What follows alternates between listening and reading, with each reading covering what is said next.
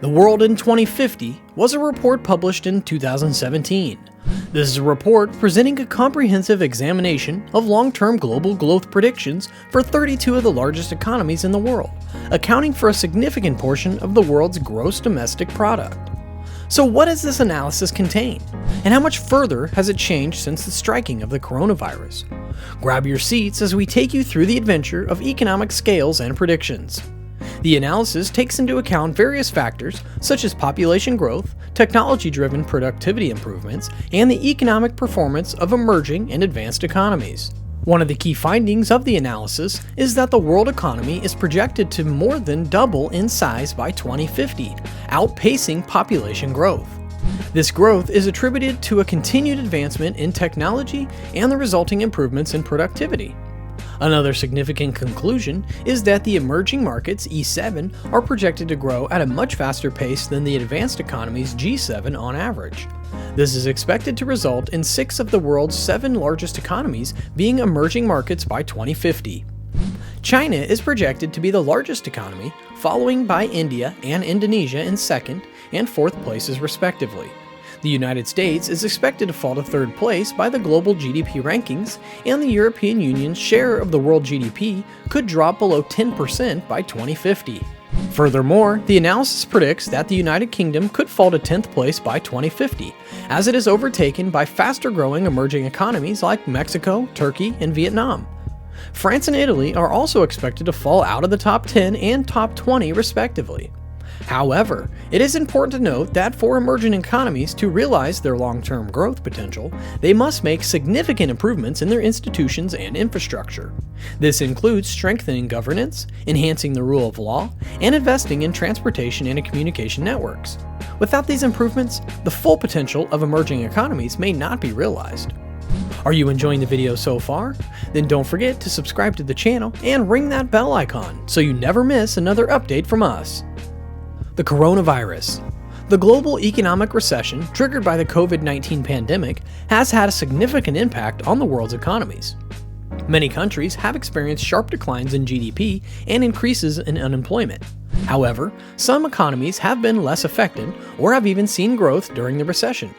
These economies are likely to be the next big economies in the post-recession world. One of the economies that has been relatively resilient during the recession is China. Despite a brief period of economic slowdown at the beginning of the pandemic, China's GDP grew by 2.3% in 2020, making it the only major economy to see growth during the year. This is due in large part to China's quick and effective response to the pandemic, which allowed the country to return to normal economic activity more quickly than other countries. China's strong manufacturing sector, which is closely tied to global supply chains, has also helped the country weather the recession.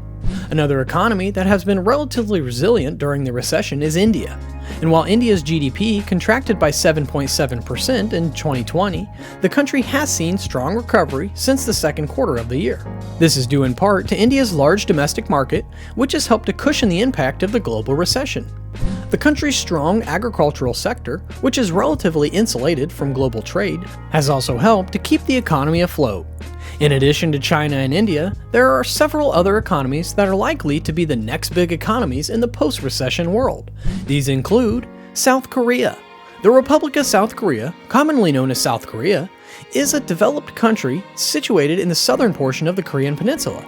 The country has a strong economy, which has been driven by a well-developed manufacturing sector and a robust export market. These factors have played a crucial role in helping South Korea weather the recent global economic recession and maintain a stable economic growth. One of the key contributors to South Korea's economic success is its manufacturing sector. The country is a leading producer of electronic goods, automobiles, and steel, and is also home to major global brands such as Samsung, LG, and Hyundai. This sector not only provides employment opportunities for the domestic population, but also generates significant revenue through exports. In fact, South Korea is the world's 5th largest exporter and is known for competitive and efficient manufacturing processes. Another key driver of South Korea's economy is its robust export market. The country has a diverse range of exports, including electronic goods, automobiles, and steel, and has established trade relationships with countries all over the world.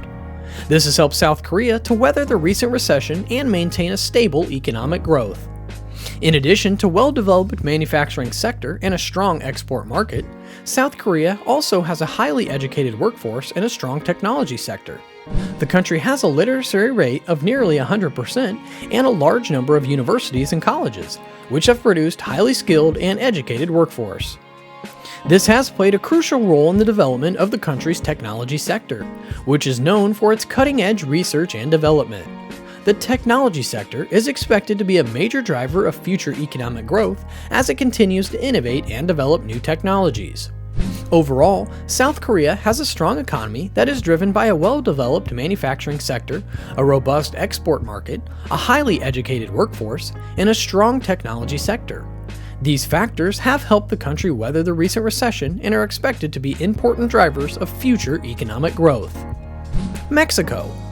Mexico is a country located in North America and is known for its large domestic market and strong manufacturing sector. The economy of Mexico is closely tied to that of the United States, as it is one of the top trade partners of the US. The country has a diverse range of industries, including automotive, aerospace, electronics, and textiles. Mexico has made a significant investments in infrastructure and education, which are considered key drivers of future economic growth. The country has also invested in the development of transportation infrastructure such as highways, airports, and ports. These investments have not only improved connectivity within the country, but have also enhanced trade with other countries. Additionally, the government has also focused on the development of the technology and communication infrastructure, which has helped attract foreign investment and promote innovation. Furthermore, the government of Mexico has also invested in education, which is considered a crucial aspect of economic development.